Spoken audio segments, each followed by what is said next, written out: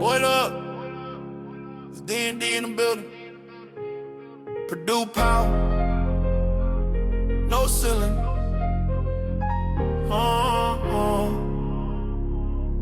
Yeah. Double D back, that's Derek and Dalton. Talking gold blood, Mackie been molten. Black and gold dreams, banners we folding. Paint crew loud, every rim gets swollen. Stats so clean, you think it's a scheme.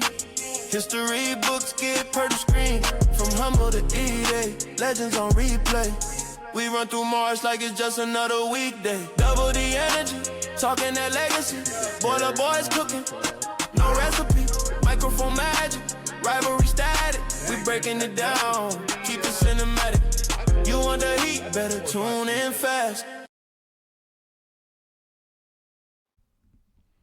Hey, welcome back to the Double D Podcast. As always, I am Derek, and this is the newly glassed up Dalton. Super exciting show going on today. Obviously, we have Greg Kampe joining the show. Just double checking, we are live, so we're good to go.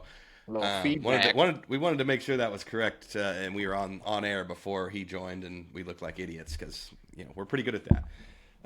Really excited though to talk to him. One of the obviously legendary coaches out there, and he is from Oakland University. That is Oakland in Michigan. It is not Oakland in California.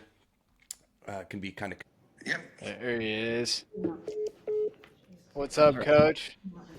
There we go. I shouldn't have waited till the last minute. I apologize for that.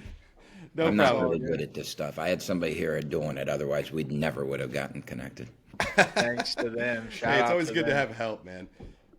Well, I want to thank you first off for joining. Obviously taking the time out of your day. Are you still there? Yes. Okay. Okay.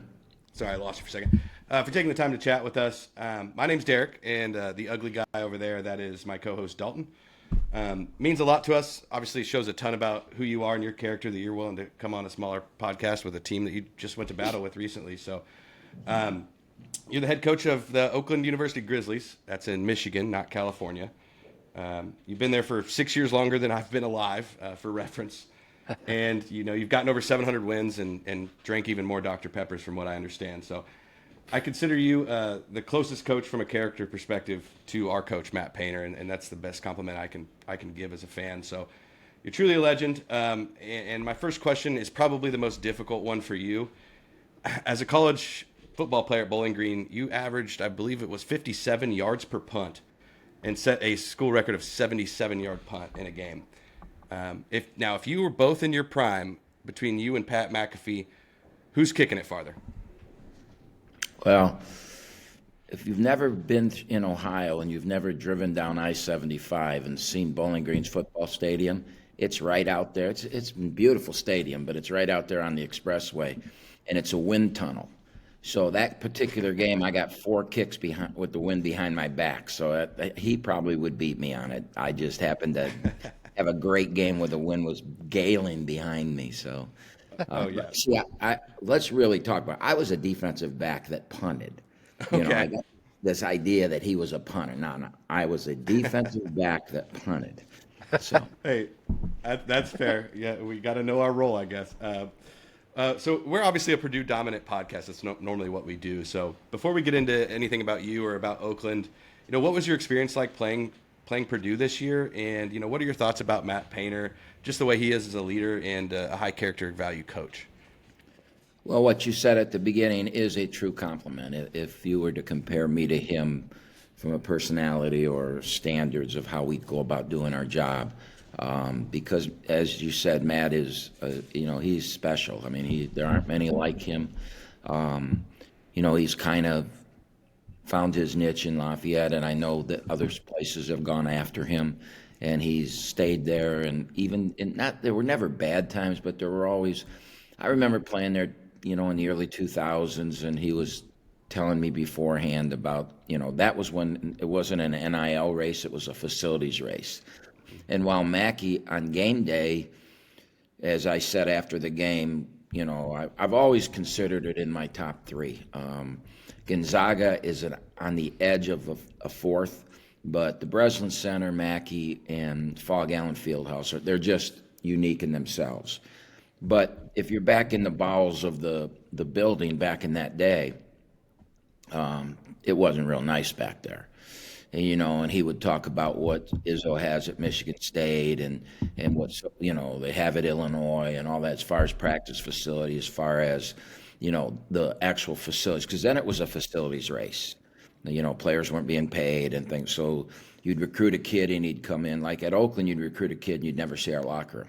Because if you saw it, you'd never come, right? So we forgot to show it to you, But Purdue's, I remember, Matt talking about that and how if they don't fix it, they're not going to be able to, and so he's battled through all the tough times at Purdue and he's turned it in.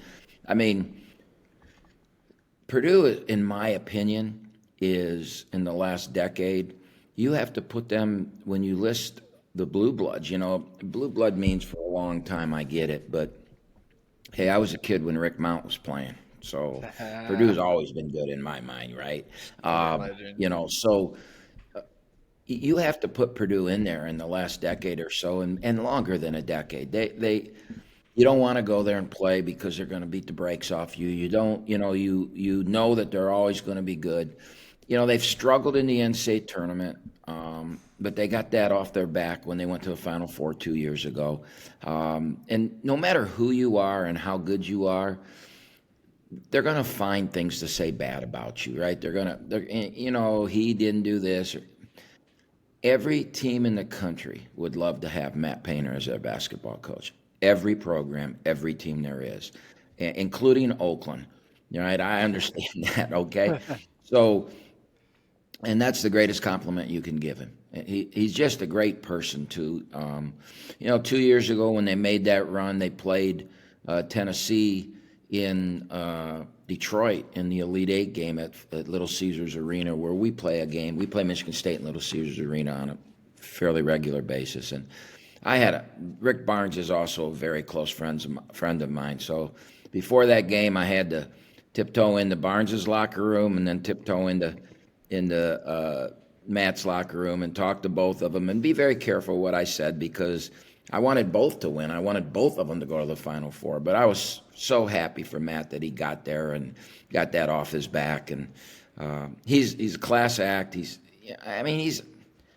But the whole Purdue experience your fan base is phenomenal. I didn't hear, man, I could tell you stories of things that are said to me over the years from fan bases. And I laugh about it. Like last year at Illinois, I went and sat in their student section for a little bit right before the game started, talked to them all, read their little newspaper on what they were about. And I was correcting the newspaper. No, that kid's not like that. If you're going to get on him like this,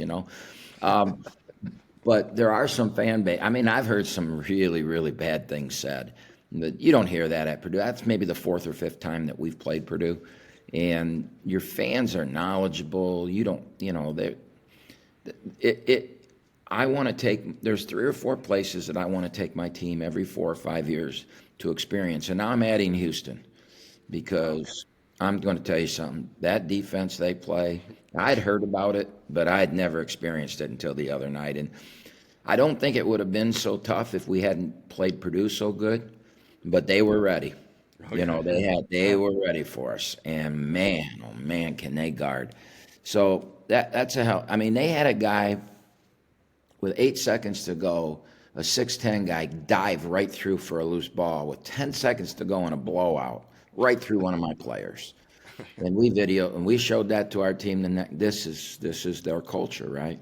So, Purdue's in that upper echelon. There's nothing that they don't do and do well in the world of basketball. We love it. Appreciate hearing that. That's super nice of you to say about the fan base. We were there for the Oakland game. We loved watching you. Garrett had a night. The kid's tough. Liked watching him play. He battled. I'll dive into something a little more lighthearted and fun. You and Coach Izzo, you do the ugly sweater battles, which, is that at the Little Caesars Arena? Is that where you do that? Well, no, it's wherever we play the game. We were Okay. supposed to play it at State this year because it's every other year at Michigan State and then at Little Caesars. Our place only holds 4,000, so All right. they wouldn't come and play at our place anyways. I wish they would, but they won't. Be pretty cool. But yeah, but so we play our home game of that at Little Caesars, and we've had anywhere from 15 to 20. I think 20,000 is the most.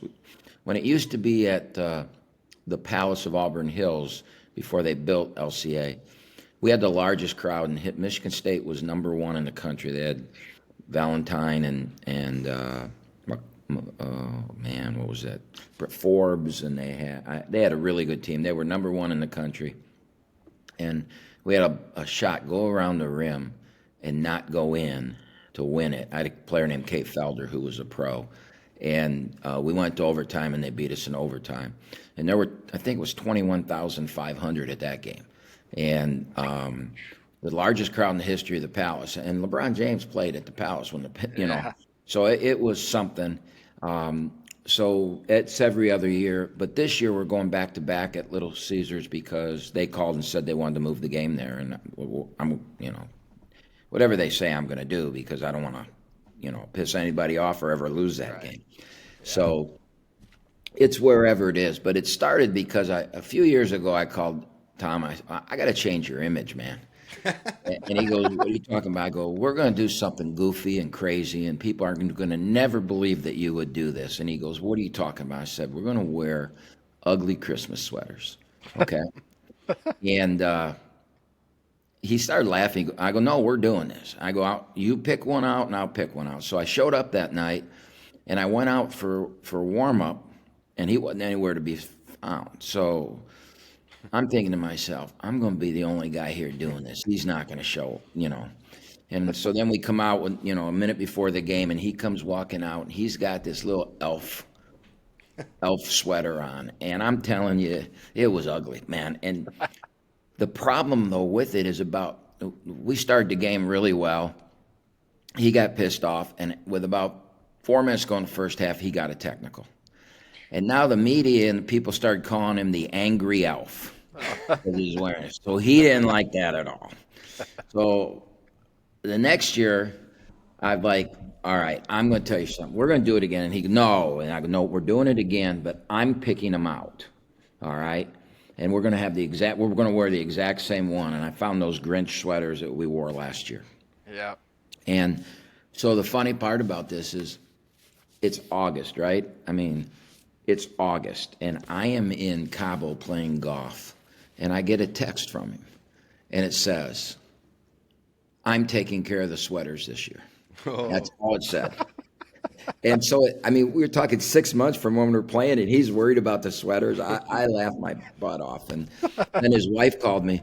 His wife called me a day later and said, "He's not taking care of them. I'm taking care of them." Oh. And what we want to do is we want to do something special and auction them off to charity after the game. So I have no idea what we're doing this year. All I know is that Loopy is the one in charge, and I guess it'll probably be pretty cool, I hope. Amazing. And we'll be looking out for that game. Yeah, that's really cool. Can't wait to see what he picked out for you guys. So we've known you. When people think about Michigan basketball and coaching, Tom Izzo, obviously, who we're talking about, is a guy a lot of people come to mind, but you've been coaching at Oakland 10 years longer than he's been at Michigan State. So through those years being just, 75 miles from each other, you hit on it a little bit. What kind of relationship have you guys built, and how have you helped each other, back and forth through the years become better coaches and just better human beings? Well, we have probably one of the closest, relationships that, I've heard him say, "Well, he's my, that he's the best friend in coaching," or this. And I don't think I think sometimes you say things to the media just to get them off your back or things like that, right? I would say we have a very close relationship. I would say it's been fostered through two guys that believe in the same things. We love our state. We love our institution. We've chosen not to leave it. I've had many opportunities to leave. Not the opportunities he's had. Nobody's offered me $20 million to come coach a pro basketball team because I probably would have, okay? But he's had many pro offers. and we kind of just build off the same. Now we play a little different, but we have the same beliefs on how you win. Rebounding is really important to both of us. Not turning it over, toughness. We probably have a lot alike in the way we go. If you were to watch our practices, I think you'd think they're a lot alike. A coach yelling bad words at people and those kind of things. But I can't. Nobody grows up wanting to go to Oakland, right? Kids grow up wanting to go. My own son, man. I'll tell you a story.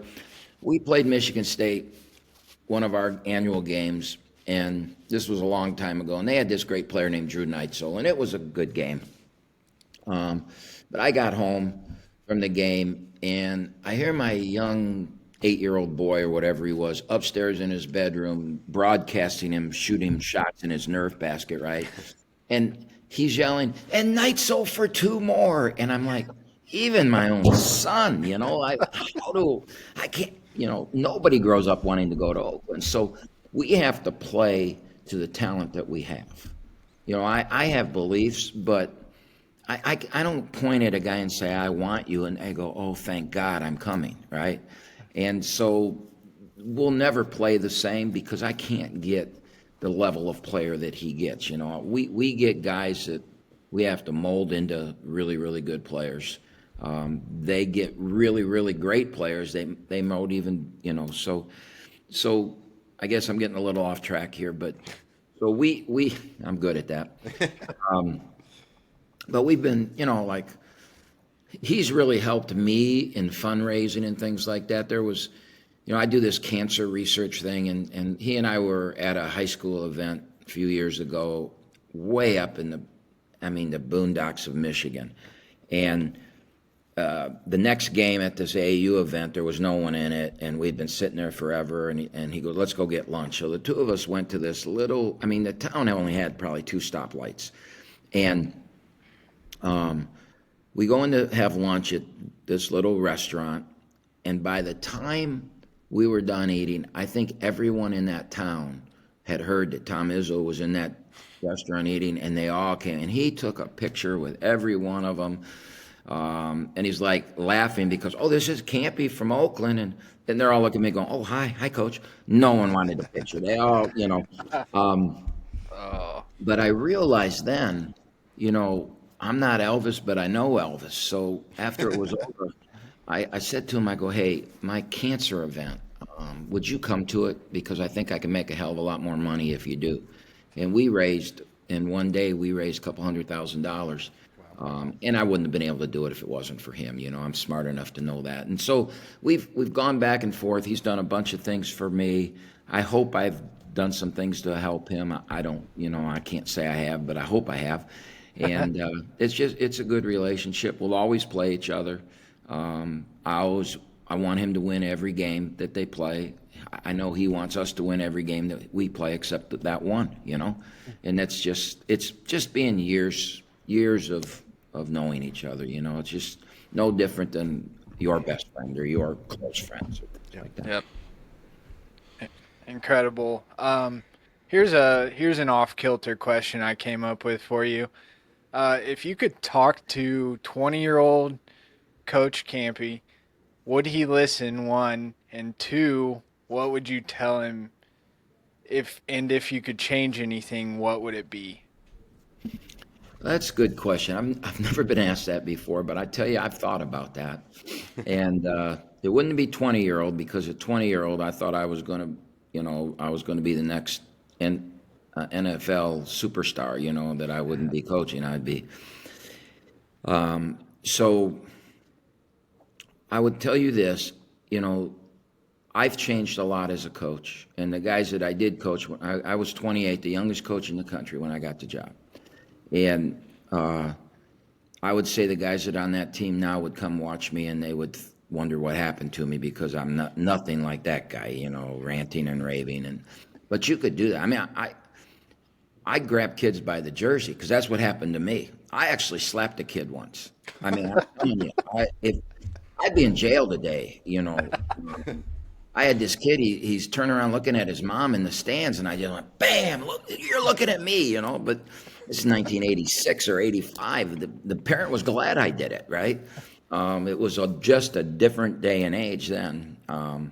So obviously, here's a story I like to tell, that if I ask a kid in the 1980s to jump, they would say, "How high, coach?" All right? If I ask a kid in the year 2000 to jump, they'd say, "Oh, sure, but why?" I'll do it, but I want to know why. Before I do it, I want to know why. If I ask a kid to jump today, they would look at me and they would say, "Well, how much are you going to pay me to do that?" That's facts. That's You so know? true. Yeah, I mean, I'll think about it and I'll do it, but what are you going to pay me, okay? And my guess is if I'm still coaching in 15 years, I'm going to ask them to jump and they're going to say, "That's not in my contract, I can't do that." So the kid has changed, life has changed, so we as coaches have to change. I've got a sign on my office that I look at every day. It says adapt or die. And I do not want to die. So I'm going to adapt. I used to be my way or the highway guy. I mean, think about this. Steph Curry goes out and scores 1,000,000 points in the NBA Finals. They win it. He's the MVP, and he's wearing purple shoes. Now, how am I going to go tell my players, "Nope, you got to wear black and gold shoes. Everybody's shoes got to be the exact same thing. Tuck your shirt in. This wristband. If he's wearing a wristband, you got to wear." And it used to be that way, man. We were a team, right? The teams are all the same. Yeah. Now it's like, you want to wear purple shoes, go wear them, man. I got one non-negotiable now. That's it, just one. I'll negotiate with a player anything they want to negotiate except time. You have to be on time. You're late, you're screwed. But anything else, I don't care. You want to put your hair any way you want to wear your hair, you go ahead and do it, man. So I don't know if that answers it. The final thing I'll say on your question, though, as I got off subject again, is the one thing that I would tell myself when I was 28 that I know today is get rid of your ego, because they're going to beat it out of you. I mean, this is my 42nd year, and I will tell you for a fact, my prostate gland is way bigger than my ego today, all right? That thing got knocked out of me so early in life that, just get rid of it and just accept. I mean, just be lucky to do what you're doing, because you're really fortunate to have the position you have. Shut your mouth and do your job. Love that. Great. Love that. So you've won a lot of games as a head coach, more than anyone active other than a guy named Mark Few, I believe. So when you were an assistant coach at Toledo, did you ever dream this big or this far ahead? And what was the darkest moment where maybe you almost walked away from coaching or said, "I just can't do this anymore"? Has that happened, or have you experienced anything like that? I got a pretty good story about that. I think you got a story about everything. I've been saving this story for my book, all right? But no one's ever asked me that question. So since you ask it, I'm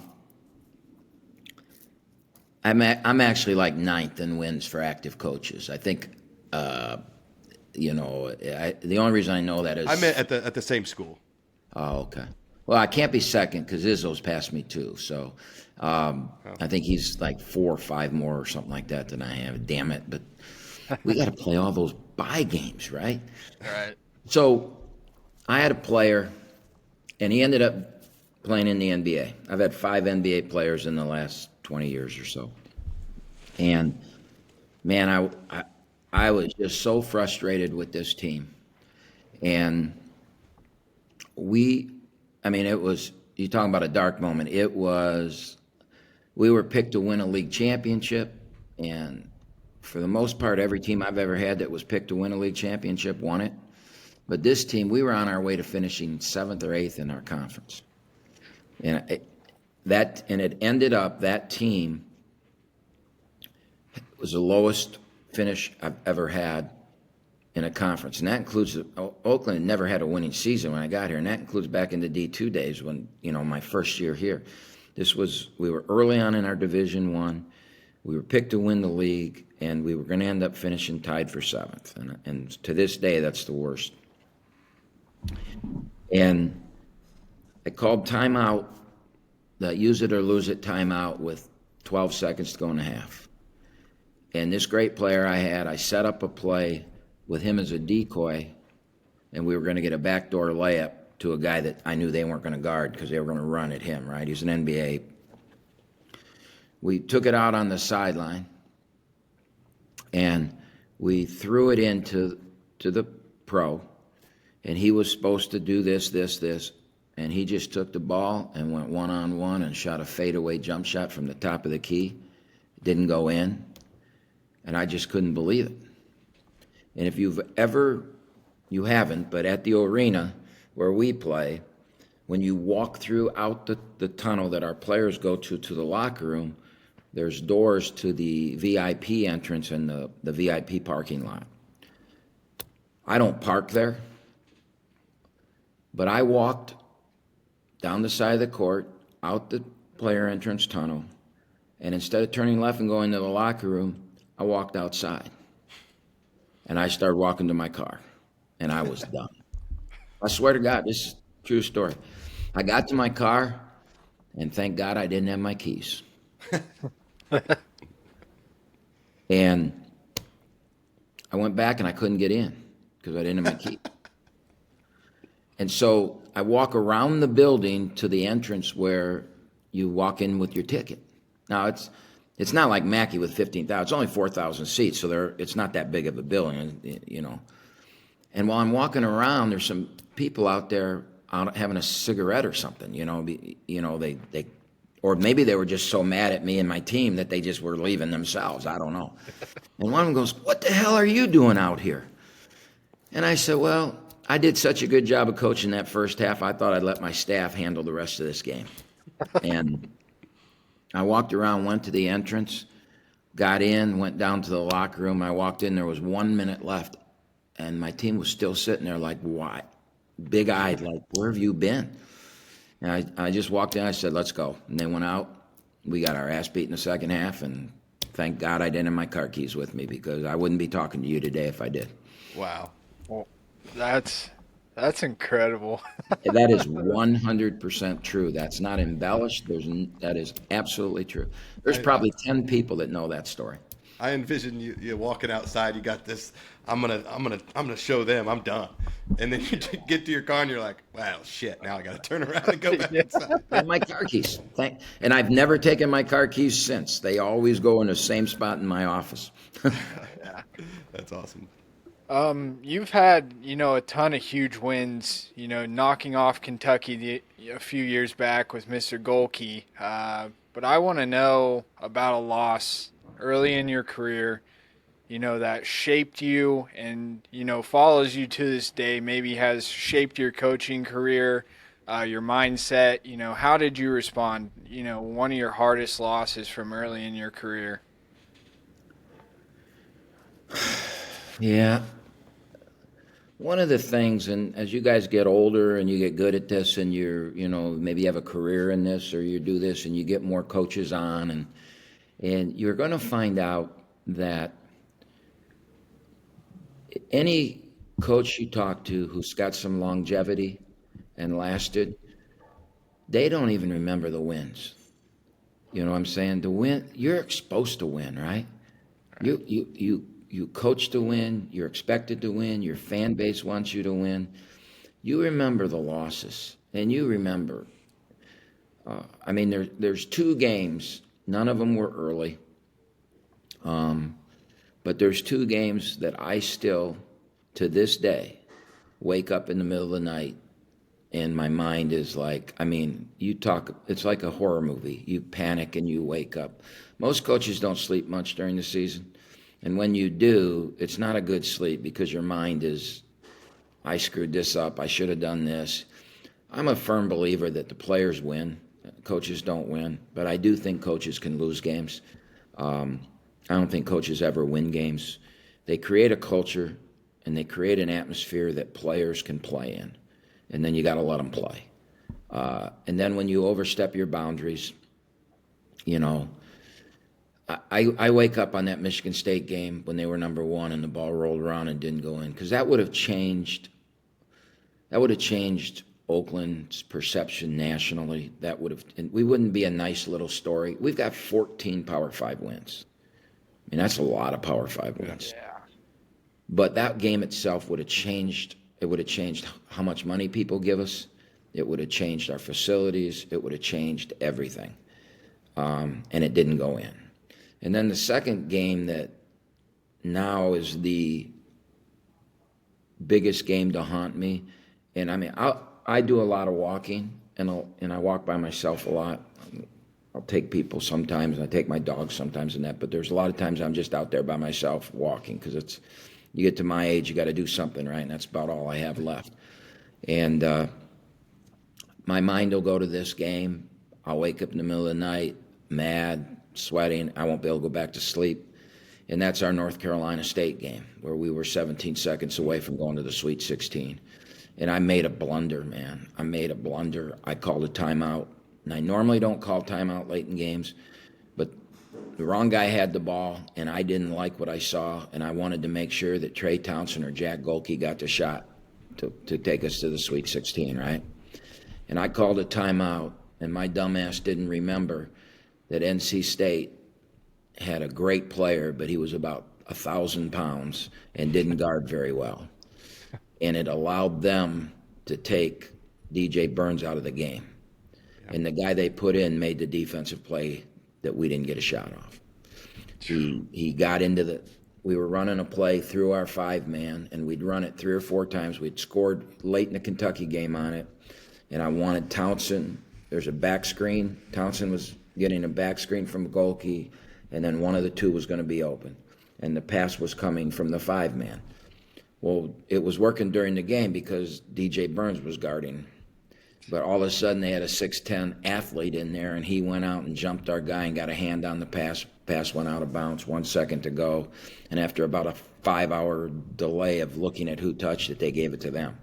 And we never got a shot off, and we got beaten overtime. And as a coach, if your team doesn't get a shot in that situation, and probably the single biggest moment in Oakland history, and I called a timeout. And I got to live with that. You know, and that's what coaches, when you see the gray hair and the wrinkles, that's why, you know, because those are the things that we know and understand.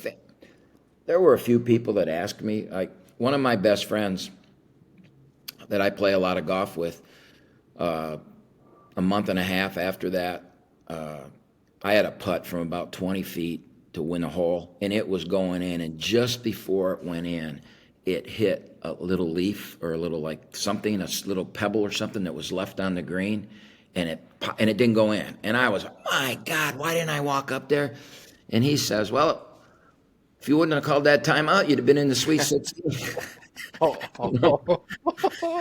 So all my buddies, you know, they'll make fun of it and that, but most people don't really understand it. I mean, the rest of my life, I got to live with that. And if you talk to Matt Painter, I bet you he would talk to you about he'd have 2 or 3 of those too, that, you know, these are the things that we think about. We don't ever, oh, you beat Kentucky, how great it was. Oh, it was great, but we're supposed to beat them in our mind, right? We're supposed to win. Yep. It's those losses that kill us. Yeah. Wow. I remember watching that game with you guys because you were on our side of the bracket. That was the year we went to the title game. We beat NC State in the Final Four, and I remember watching that game and rooting hard for you guys to win that game. So that was really cool. And thanks for the story. That was, I mean, not cool for you. Sorry. No, but like, so NC State beat Marquette. And in the Detroit area, there's a lot of Marquette people, all right? I don't know why, but a lot of the kids here, the Catholic kids, go up to Marquette.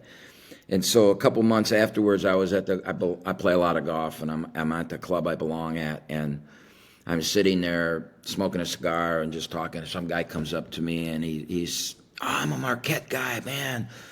We really wanted you to beat NC State. We really, you know, and because we knew we'd beat you. We could, you know, and I mean, the guy just says this to me. I'm saying, yeah, well, that's really nice of you. I'm glad you were cheering for us. Shameless. Oh man, that's hilarious. Just a quick hitter here. I'm a big golfer. I've golfed my whole life. What's your favorite course in Michigan?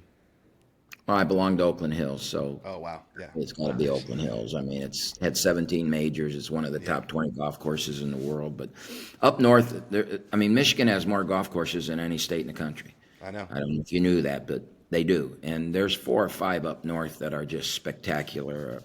I think the Kingsley Club up there is probably number 1, but there's one that's ranked in the top 15 in the world. I just played it earlier this year, and it's an old school course. I'm struggling remembering the name of it right now, which I can't believe that. But before we get off, I'll remember it. But it's ranked as a top 50 in the world, and so that one's special. And then True North and the Arcadia. I mean, there's just so many up there that are so good. But I'm a member at Oakland Hills. I got to say that publicly, right? I don't get mad at me. That makes sense. Yeah. We have just a couple more questions, then we'll do a couple fun things and get you out of here. I do want to talk real quick about the 3-game stretch you guys just went through. One of the most brutal I've ever seen. Purdue, Michigan, Houston, all on the road. What did you expect in scheduling that to learn? What lessons did you hope that your players would take from this? And then, what did you actually feel like you've gathered now that you've played those 3 games that you guys can use for the rest of the season to be the best version of yourself? Well, I appreciate you asking me it that way, but I know what your people listening to this really want to know. They want me to tell them who the best team of those 3 is. I'm sure. They want me to say, if you have to. All right, and I'm sure they want me to say Purdue. We always schedule hard like that. I mean, I just, as a player, I wanted to play the best. I think that when we recruit kids, we want them to want to play the best.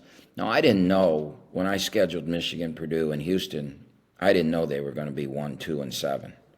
I didn't know that at the time. Nobody knew that, right? It just happened that way. But,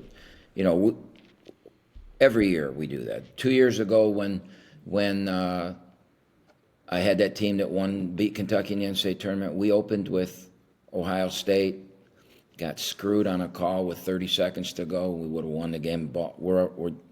We led for 30-some minutes, down 1 with less than a minute to go, and we got a rebound. The guy fell on our back and knocked us to the ground, and the ball rolled out of bounds, and they gave it to Ohio State instead of calling the foul. And it was Golke who would never miss a free throw, so we would have gone up 1, right? And they made a 3 on the inbounds pass. So we lost that game. We went to Illinois, who went to the Elite 8 that year, and we were up early.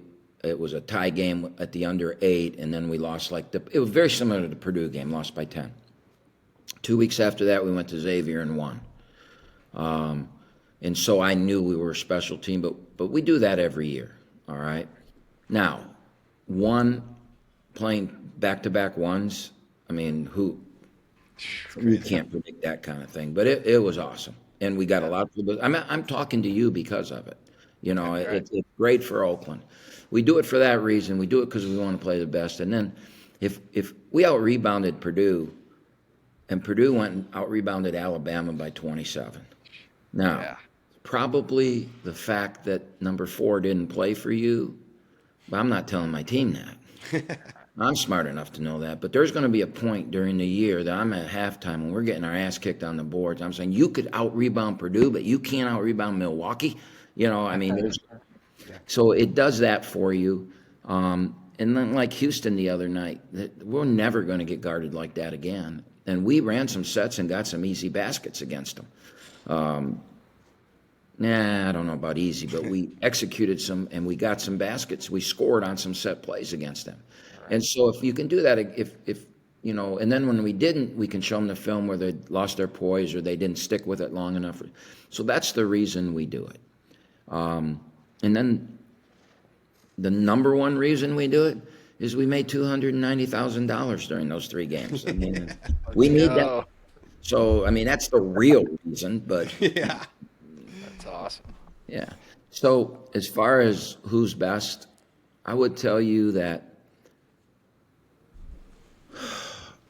I wouldn't rank them right now because it's November. And we didn't play Purdue with number 4. He's got like 7 names, so I can't remember any of them. But Dracoff and Wren. Yeah. But Michigan in itself huge, athletic, fast. And the night they played us, they'll probably never shoot the ball again the way they shot it. 19 for 34. I mean, they were 3 of 23 against Wake Forest the next game, right? So we saw them at their shooting best. And if we'd have gone 19 of 34, we'd have won, But we weren't going to do that. But it's just one of those things. But their size and the way they run and is elite. So then you go to Purdue and you look at Purdue and you got the best player in the country. And the reason he's the best player of the country is because of the position he plays. Because there's no more important position than the guy with the ball in his hands. Yeah. And when you have the best guy at that, he's not going to be the number one pick in the country in the draft. He's not going. But I think that any coach in this country, if you said, okay, I'm starting a team, and you get the first pick of everybody that's out there, I think 364 Division I coaches would all take Braden Smith. Wow. And if they didn't, they'd get their ass fired probably pretty quick, all right? So you got that. And then the other thing you've got going for you is the same thing Houston has going for them, is you've got guys that have been to the Final Four. And Michigan doesn't have that. And somewhere along the line, that's probably going to prevail. Yeah. Houston they're a little challenged offensively. They have a couple guys that can really shoot it, but through their lineup, they don't. Purdue will run 6 guys out there that were going to make the corner 3 against our zone.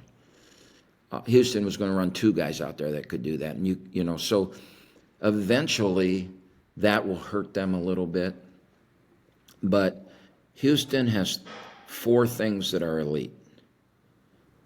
Their culture. They want to shut your ass out. And they believe it. And if you score, we had 17 at halftime, and I think he was okay with that. If we'd have been at 27, I think those kids would have gotten killed at halftime, okay?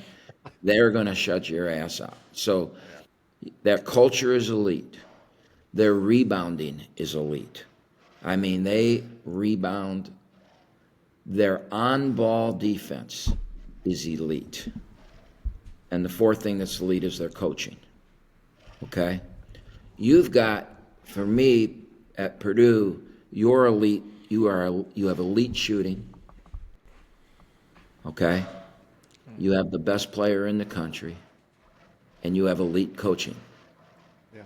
I'm not sure, because number 4 didn't play against us, I can't give you another thing that I think you're elite at. Maybe you're having guys that have been to the Final Four where most teams won't. You could throw that into the elite, but you could do that with Houston too. Yeah. All right. Michigan, I don't know. All new roster. Unbelievable against us. The first half against us was one of the best first halves of basketball I've ever seen played. And I've been around a long time, and I've seen 2 things in these first 3 games I've never seen before. And that half Michigan had, and your fans, when Brody Robinson was shooting 2 free throws in the second half. That was and I've been everywhere. That was the single loudest. The floor was shaking. My ears were shaking. I turned around and looked at my staff and said, Jesus Christ. It was so loud. And it's the only free throw he's missed all year. He did make the second one, which I give him credit for. That was the loudest. And you walk into Gonzaga an hour before the game, and there's 3 quarters full, and they're dancing and cheering. It's an hour before the game starts. It's unbelievable. You walk into Fog Allen Fieldhouse, the Breslin Center. Those places are crazy. And that noise when Brody was shooting, unbelievable. So my answer to who's best, that's what the NCAA tournament's for, right? We're going to find out come March. That's why it's the greatest. That's why it's the greatest event in sports. Agreed. How are you doing on time, Coach? I'm going to eat dinner when you're done, so I need to lose some weight, so I'm good. I'll throw another off-kilter question your way. I'm a musician. I read that your son Press is out grinding as a musician, chasing his dreams. How has watching him deal with rejection and trying to make it in the very cutthroat world of music kind of mirrored your own coaching, and what advice have you given to Press, as far as staying with the dream and chasing that? Because as a musician, like, it's hard to get spots, and everybody's battling. It's similar to college basketball in that format. Well, I knew nothing about music, and I have no idea where his talent came from, because on his mom's side, there wasn't really, there was a sister that could sing, but other than that, there was, nobody played any instruments or anything. He just picked up the drums, and it was, hey, Dad, can you buy me a set of, well, so what I did is I made each one of my three boys, and I had a son play baseball at Cincinnati, son play football at LSU, and then Press was the last one. And I made each one of them play the piano, take piano lessons, and play the piano, and before they could, and none of them liked it, but before they could quit, they had to do a solo in front of people. So not a concert, but, whatever they call those. I don't even know the terminology in that business. And the first two quit immediately after they did it, I wanted them out of their realm. I wanted them to be nervous, to have to work hard at something, to go and then to perform out of their, and I thought that would help them in life. So when my last son, Press, did it, after he did the piano thing, I go, are you quitting too? He goes, yeah, I don't want to do the piano, but could you buy me a set of drums? And I said, why? And he goes, well, I just think I would have enjoyed doing, he had never taken a lesson or anything, taught himself. And then when he was like 15, he's playing with this band at a bowling alley. And so I had to go pick him up. So I went early just to view what it was, And I go and I'm having a Diet Dr. Pepper at the bar, and I'm talking to the bartender. I said to him, you got to listen to this every Friday night? And he goes, yeah. He goes, man. And I go, God, that's got to be tough on you. And he says, yeah, it normally is. But I'm going to tell you something. This drummer can really play. And I'm like, oh, that's my son. All of a sudden I'm proud of, that's my boy, right? I had no idea. And so he applied to the Berklee College of Music, never took a lesson, and it's in the world, the Berklee College of Music, they accept 175 drummers a year, that's it. And he got in. So I knew he had to be pretty good. But like you said, he's out in LA, he's trying to make it, it's hard. I'm still supporting him. He's still on the payroll, and I will keep him on the payroll as long as he wants to chase that dream, because I want him to chase. As you said, I chased my dream, and my family took good care of me, and so I'll always take care of him. Incredible, man. That's incredible, man. So a final overarching question, and then we're going to get you a couple quick hitters and a little game we do. You're one of the most unique, and my dad wanted me to ask you this, one of the most unique defensive schemes that I've ever seen. And I noticed your son's name is Press as well. I don't know if that had anything to do with it, but where exactly did you get the idea for the zone that you guys run, and how has it evolved over the years? Why do you find that to be effective, and what's the origin story behind that? Well, and it's unique because it's evolved, as you just said. A guy by the name of, well, first of all, it's a version of Jerry Tarkanian's zone that he played, this matchup. I forget what he called it now. Dale Brown called it the Freak. Tarkanian called it something else, but it's a matchup zone. Judd Heathcote played a version of it, and they won national championships with it, okay? LSU didn't, but UNLV and Judd Heathcote won national championships with it. And it's a great equalizer we've won 15 Power 5 games, right? So it's a great equalizer. Kentucky was the number one three-point shooting team in the country, and they made 1 3 in the first half. Now, down the stretch, they made threes, all right? So I learned it from a guy by the name of Bill Evans, who was back in the early 2000s, was the coach at Southern Utah, and he won our league, and I'd never seen it before. I'd heard of, Tarkanian and them doing it, but I'm a man-to-man guy. I'm like Painter, man. That's how I was. I don't give a shit. I am playing man, right? Because if you play zone, people think you can't coach, right? And so I had to get over that. Again, I had my ego shrink way down, so I got over it. And we went to it, and we used it in 2005. We used it to win a championship and go to the NCAA tournament. We won the play-in game, and then we lost to North Carolina, who won the national championship that year. And that's where I began to believe in it. And then we used it on and off. And then during the pandemic, we got COVID and got shut down for 30 days. And we opened the season in 32 days. Now, most teams would have, canceled those first week and not gone. And so we had 2 days before we played at Xavier. Xavier was paying us $100,000. We needed the $100,000. So I said, we're playing. So we went to, and in those 2 days, we put the zone in, the matchup in, and it wasn't it wasn't any good, and they beat the hell out of us, but we got our $90,000. 2 nights, or a week later, we played at Michigan, and they were ranked 3rd in the country, and we held them to 57 in regulation, and they beat us in overtime. We missed a free throw that could have won the game. Wow. And they struggled so hard with it. And then 2 days later, we came to Purdue, and Painter ripped it apart. I remember walking off the floor at halftime, and they had kicked our tail, and I looked at him. I said, "You should have called Juwan Howard and told him what you were going to do against our zone, because it wasn't working what they were doing." But so we're in the pandemic, and we said, you know what, we're going to, and we were starting like 3 or 4 freshmen.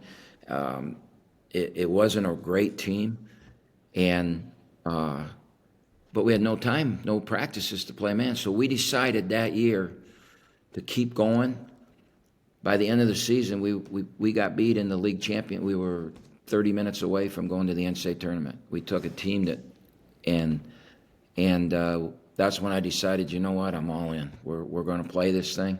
And then over the last 6 years playing it, every time somebody does something to it, like Purdue did something unusual that we hadn't seen before.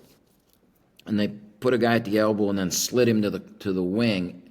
Well, normally our big man would run to the corner and get him, but he wasn't in the corner, so our big man's like, do I go or do I? And we had never seen that before. And so we made an adjustment during the game, and we stopped it. And then late in the game, they saw that adjustment, and the guy we slid out of there was to help on the drive, and all of a sudden, Fletcher Lawyer, who I love Fletcher. I mean, when Fletcher was a little kid, I'd rebound for him because he's from Clarkston. He was in Clarkston right down the road from us. Fletcher Lawyer drives all the way in and shoots a layup, and I'm like, how the hell did that happen? Well, we made this adjustment. We took the help. So now, after the next day in practice, we put a call in for it, and if somebody does this, so that's how the zone's evolved. It's not anywhere near what Tarkanian ran or what that Bill Evans taught me. That's the base of it, but now it's all predicated on what teams do, and that's why it's such a good defense. It takes a while to learn. That's the only issue with it. You never look very good in November in it, but by March you look really good in it. Yeah, that's interesting to hear. Really enjoy the insight there. We're going to do a couple of blind rankings with you. Are you familiar with what those are? Nope. Perfect. I've never listened to your podcast before. Okay. I apologize. Yeah, so I'm going to give you basically a topic, and there'll be five answers to it. You have to rank, but you're not going to know those answers until I say them one by one. So you have to rank them before you know the total of all the answers. Okay. So first one here, in 2017, you were you were put into the Michigan Sports Hall of Fame. You were inducted. There you go. That's the word I was looking for. I want to blind rank the other inductees that year that were part of that class with you, okay? You understand? Okay. Got it. So, first we'll go Jalen Rose was also a member of that class. 3. 3. Now we'll go maybe the most legendary person in that class, Greg Kampe. 7. 7. Jim Leland. 1. Oh, okay. Dennis Rodman. 15. He didn't show up. No way. He didn't What show a up. bummer. But you can expect that from Rodman. I paid him to come to my basketball camp and speak when he was at the height of his Piston play. And, you know, when you have a bunch of little kids at camp and a guy like that shows up, what do you think they want to see him do? Dunk it. Dunk, right? He shows up in combat boots.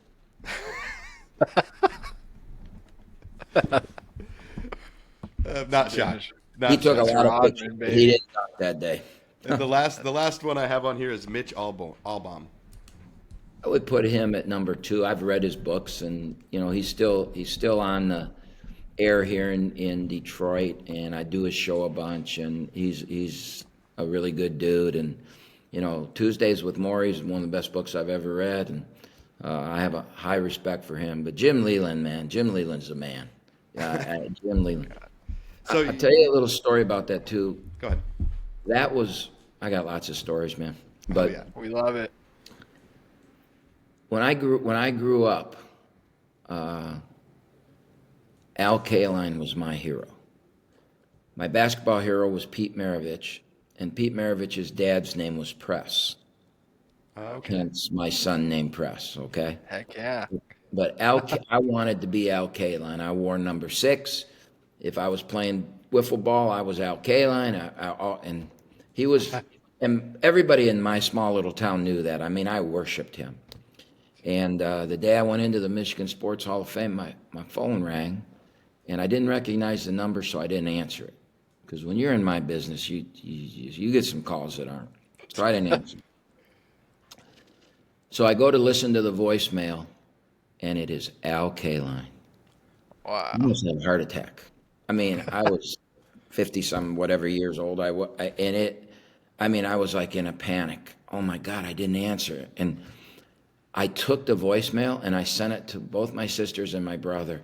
Al Kaline called me. You know, I mean, it was like so I called him back, and he was just calling to congratulate me. And I go, Al, I don't belong in any Hall of Fame that you're in, right? I don't think I belong in here. And he walked me off that wall, and we talked, and he says, let's go to lunch. So I went to lunch with him, and then we started playing golf. And I got to be like, we weren't best friends, but I would consider him a friend, and I think he considered me a friend before he passed away. And just because I got that honor, I got to meet your childhood hero, and to find out he's an unbelievable person too. One of the coolest things that ever happened to me. Wow. I just want to recap your rankings. Jim Leland at 1, Mitch Albom at 2, Jalen Rose at 3, Greg Kampe at 7. We just skipped a few there.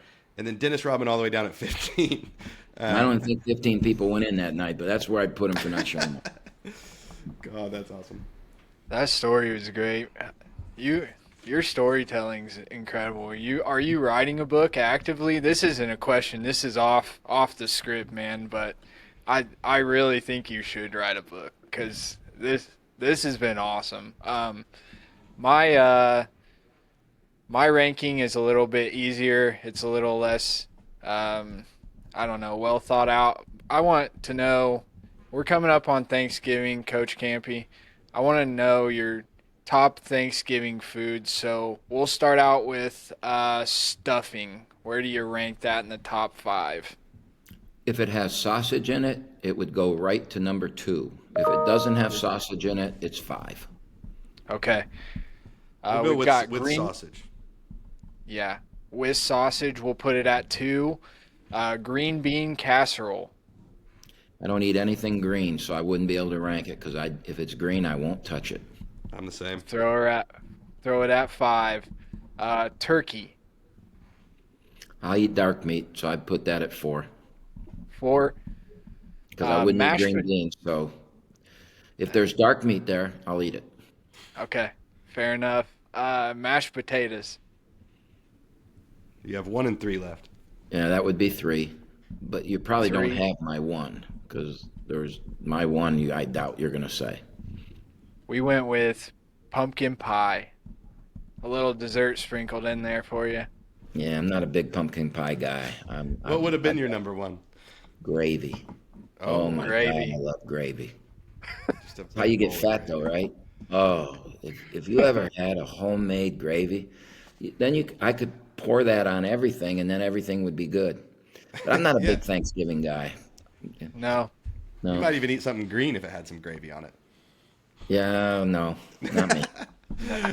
Okay, last thing here, and then we'll let you out. Thanks for taking all this time. We really do appreciate it. These are just rapid fire questions, so just kind of 1 word, 2 word, whatever you need answers. I'm not good at that. I know you're not good at that. That's okay. So you called Defiance, Ohio, the point guard capital at one point. Who's the best point guard in your opinion from there? Jay Lehman. Okay. Best. Played at the University of Toledo, won 3 Mid-American Conference championships. Wow. Okay. Best trash talker, coach, or player that you've ever played against or coached against? I've never really heard a coach trash talk, so I don't know about that.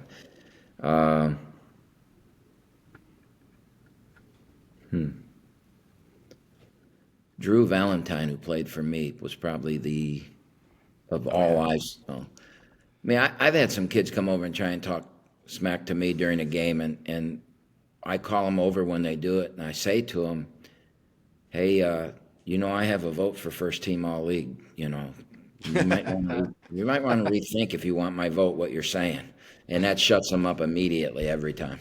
Okay. Best player you've ever coached against?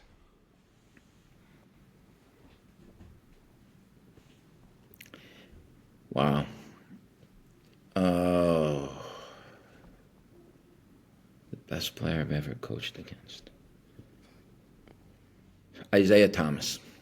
Oh, wow. That's a pull. right Yeah, there. I would say. You're alone on a desert island. Who's one former Oakland player you'd have there, and why would you have him there? You really spent some time on this, didn't you? If I'm alone on a desert island, I would not want an Oakland player, any of them. Now, there might be someone I'd want there, but I don't think they would be a basketball player. That's fair. Hey, Unless somebody that can really cook, I'd have to go through and see if any of my ex-players turned out to be a very good cooker or anything like that. Then I might. But I don't think that's who I would want. what's your favorite food spot for a late night post game? Portillo's. Oh, Portillo's is the best, man. I don't know. Let's go. You have them in Lafayette? I know there's in Indianapolis. Yeah, I've been to the one in Indianapolis. Oh, yeah, I've been there about Maryville's 400. got it. Yeah, I've been there about 400. My favorite city to recruit in is Naperville, Illinois, because there's 2 Portillo's in Naperville. Oh, wow. One on each side of town. I can get one coming in and I can get one going out. Can't beat that. Good So, stuff. from your whole family, from kids to brother to father, are just full of high-level athletes. Who is the best athlete in the Kampe lineage, in your opinion, and who's the worst, if you're willing to say it? Wow.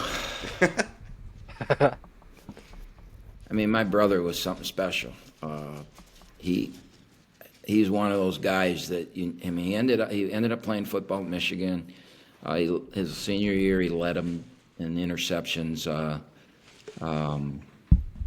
but he was injured. I mean, I saw him rush for 305 yards in a high school football game in 2 quarters.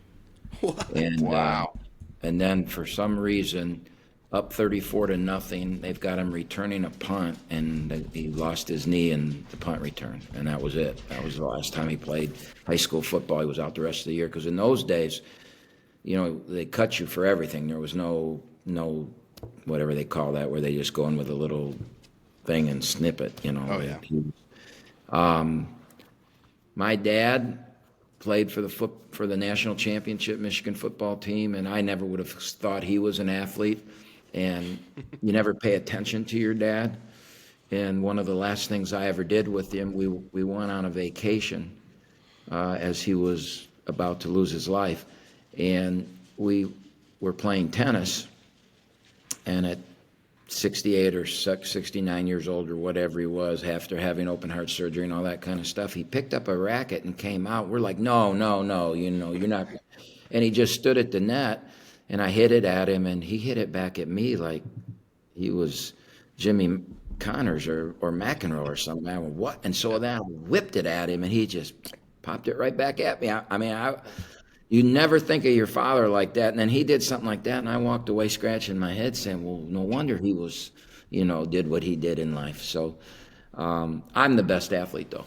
I wouldn't say me. It all had to come to that. I played two football and basketball at a major college, so none of them did that. So I'm going to stick with that. I had a sister that was a swimmer. I had another sister that, there were some really good athletes that I was around. We got your back, Coach. You guys did your research on this too. That's awesome. Yeah, Dalton's got a couple questions for you, and then we'll get out of here. Yeah, these are the same type of heavy hitters, just quick hitters. Who on this year's team would be late to their own funeral? Well, we got that one rule, so I haven't found that out yet because but I would probably say Nate Deere. If I had to pick a guy, it'd be Nate Deere because I don't think he'd be able to find his funeral. Pineapple on pizza, yes or hell no? Hell no. Hell no. Hell no. All right. The funniest thing a ref has ever said to you mid-rant?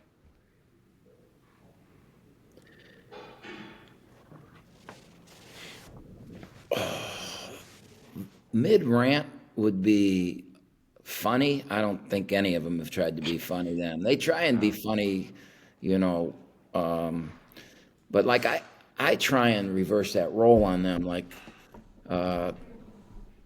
we were getting beat by 30 points one night, and there was and this guy was a real hard-ass ref, right? But I knew I was going to have him again, and he was, he didn't want any part of what I was saying to him or anything. So there was about 3 minutes to go in the game, and I had one timeout left, and I called him over during a free throw, and we're down 30. And I looked at him in all seriousness. I said, hey, so-and-so,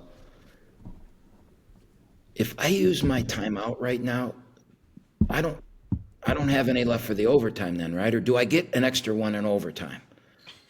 And he looked at me, and he didn't know what to say. And I was, no, seriously, because I'm thinking about using it, but I want to have one for the overtime. And he just walked away, didn't say anything. And then I had him a couple weeks later, and he came up to me and goes, you don't know the rules? And I go, no, I know the rules. I just wanted to see if I could get you to laugh because, man, if we can't have fun out here, why the hell are you here? And he and I have become very close friends. And when I have him on games now, you can't believe some of the things I could say to him because Hell yeah. just because they're human and we're human and they understand. The thing that they don't understand is when the game's over, they get to go to the next one and they don't have to go in front of the media and get drilled on why did you do this and why did you do that. Yeah. And what I don't understand about them is nothing. There's nothing I understand about that. We get on the officials sometimes on Twitter. Me and Derek are pretty big at riding them on there. Another quick hitter, your golf handicap. Can we go there? No, I don't want to go there. I'm getting old. My index has gone up 5 strokes in the last 3 years, but I've had double hip replacement. I've had both knees replaced. I'm a bionic person now. I need to get my arms replaced and get something in there that's going to make the ball go farther, I think, because I can't hit it very far anymore. It's tough. So I don't. Tough. I get a lot of strokes and I need them. Right on. Good deal. If you could tell your current team one thing and they had to listen and enact it, what would it be? You want to be right or do you want to be happy? Right? Yeah. I took my son, the night he got married, I took my son away from the party and I put my arm around him and said, do you want to be happy or do you want to be right? Because you're never going to be right again. So if you want, do you want to be happy or do you want to be right? And I try and, every kid that comes through our program, I try and get that through to them. You don't have to be right in life, man. Just be happy. Amen. Amen to that. If you could guarantee one thing from this year's Oakland team that they do well every game, what would that be? I hope it's play hard. You know, I mean, we can really shoot it, but we're going to have nights we don't shoot it. I mean, I think we're really smart, but we're going to make some dumb plays. I think my point guard plays really good, but he's going to have some bad turnovers. I mean, you know, basketball is an imperfect game. So the one thing that I would hope is that you have no regrets. When it's all done, you don't sit back, like, you don't wake up in the middle of the night and say, why did you call that timeout, right? You don't want any regrets. And so to not have regrets, just play as hard as you can. So I got some guys that probably didn't work hard enough in the off season, and hopefully there aren't very many of them because it all washes out at the end. And just because you do everything right doesn't mean you're going to win. But I tell you what, if you do things wrong, it's going to guarantee that you don't. And so just play your butt off every night that you play.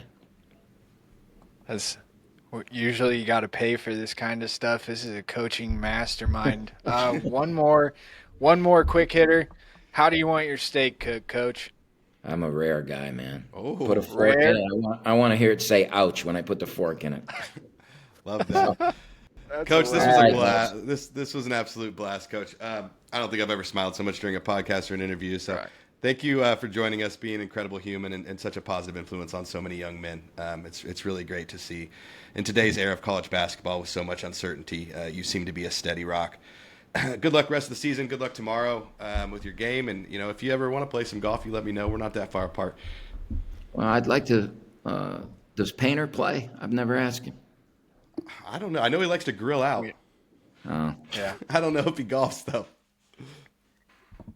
Yeah, there you go. Yeah.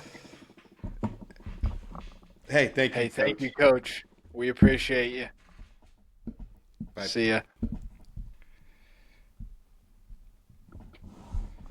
All right, that was Coach Greg Kampe. That was as much fun as I've had. He gave us way more time than he originally said. That was an hour and 15-minute interview. I was thinking through that, like, what can we clip out of this? And I think the whole thing. So, oh my God, just golden response after golden response. Also, a big shout out to you, Coach, for telling us multiple times you'd never been asked those questions. That was our goal, was to get a couple that you hadn't had. We also got an exclusive story that he said basically 5 to 10 people in the world know. That's amazing. So that was incredible. Thanks for everybody who was watching. Really The appreciate chat it. was going. The chat was going. So stoked on that. Thank you, everybody, so much for jumping on with us. It was truly an incredible experience to talk to him, and make sure that you share this. We'll share it on social media. We hope you guys will do that same thing to get this in front of more people. It's obviously rare to see. I tried to find interviews of him like this, and there really aren't many out there. So to be able to get this and have it on our channel and be able to use some of this for years to come, for myself personally, not even just from a basketball standpoint, he dropped so much knowledge. I can't wait to go back and rewatch it. When you're in it, you kind of forget a lot of stuff that's going on, and you're trying to, think of how to respond or what he might say next or if he's done talking. I'm really excited to go back and watch this tonight. My wife's getting a tattoo, so I will be watching this pretty much directly after. So I don't know. Blake said he needs to write a book. I don't know if he actually is, if that was real or if he was just saying that. I could definitely see him at his age writing a book, though. He's probably, like he said, he's got a million stories. I could sit and talk with that guy for 10 hours. That was incredible, dude. Probably one of the coolest experiences I've had. My jaws hurt from laughing and smiling so much, dude. It was hilarious. Yeah. Oh, man. Blake, thank you so much, man. Jameson, Brian, KB, my brother was in here. Andy was in here. Yeah, Just we're building a community, man. And we really appreciate you guys supporting us. We just crossed over the 100 mark on subscribers. We'll keep doing it. We love it. More interviews to come. We've got a couple of people we're talking to now. But thank you guys so much. Hope you have a great weekend, a great Friday night, and thanks for supporting us. Yeah, last thing for me, shooters shoot. That's my thing, even though Field of 68 is trying to steal it from me. My next target is Chris Kramer. I will bother him until he comes on this podcast, and that may be a long time. But I do want to get Chris Kramer on just to talk more about this year's team and actual basketball, Purdue-related stuff. So that is my goal. We will see if I can make it happen. I will work until it does happen. But we also have some other stuff lined up that could be really fun as well. So thanks, everybody who watched. And have a great weekend. Sunday we got Akron. We'll be dropping something tomorrow. I want a preview of that. Tough team, and just a game that we need to go in and we kind of just showed the world. We need to go show the world again. You got to back up what started. So peace out, everybody. See you guys. Bye. Love.